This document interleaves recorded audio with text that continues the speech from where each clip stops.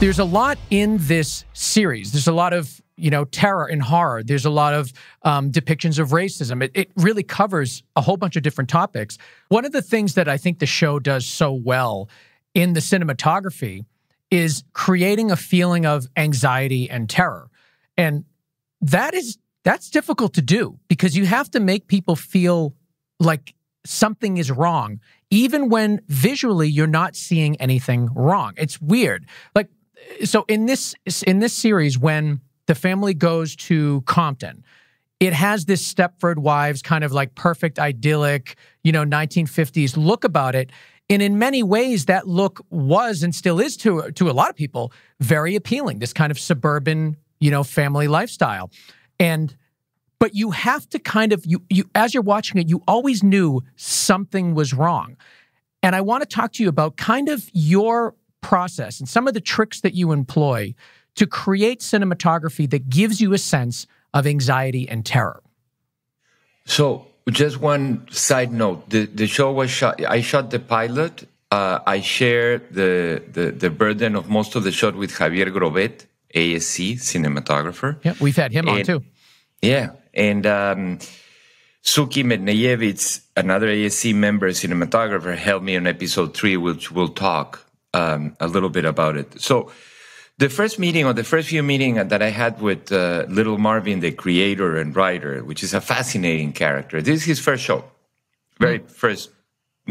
He's done nothing related to this world before. He's been a successful this, a successful that, a successful whatever. One day he said, oh my God, I love, well, you'll find it in the internet, but oh my God, I love this, I love that, I love horror, let me write one. Here we go, you're watching his first, this is his opera prima. Unbelievable.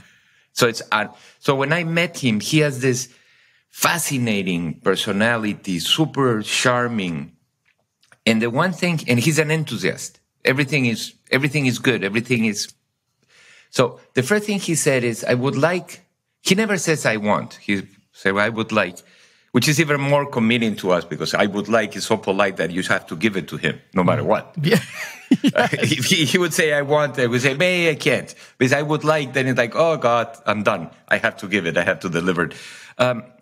I would like this to be a very 1950s traditional classic look, shot through the eyes of somebody that did movies in the 70s. So it's like using the camera language and the zooms and the distortion of the 70s and the active feeling of the 70s with the 90s tricks of the music videos and the 21st century technology. There you go. There you go. So I'm like... So what do you do with that? Exactly. But because he said I would like, then I'm like, oh, of course I can give it to you. But of course, if he would have said I want, he would have said, you're crazy? Forget it. So it's fascinating. So we started by saying it was a blank slate. Any cameras you want, any lenses you want, show me what you have. So I started by saying that I thought 2:3:9, the aspect ratio would be the most adequate for loneliness. Fascinatingly enough, because people think 2:3:9 is for Lawrence of Arabia and the vistas. Actually, if you think about it, the rectangle and the space between the left side and the right side, it's enormous. So you can create a lot of fear in it. You can create a lot of negative space. You can create a lot of emptiness. Imagine a rectangle with some little character sitting on the left and the rest of it is dark. So that was the first step. And I thought, and he jumped into the swimming pool of 2:3:9, super happy. Then we went into anamorphic versus non-anamorphic, and that was resolved quickly. We shot anamorphic in some of them, non-anamorphic, but especially one of the things that I said and we sort of discussed, this is pre-COVID, so we could talk without a mask. Exactly. Now it's like the distance on the phone. We had long conversations about my theory about fear is what you don't see. You know, it's the absence of information. That's what makes you fearful. You know, if you don't know, you're afraid. If you know, you're not afraid anymore. Knowledge is what gives you the sense of peace and stability. Yeah. So if you think of a very successful comedy, it's brightly lit. And it's not brightly lit, but it's properly lit, and you see everything.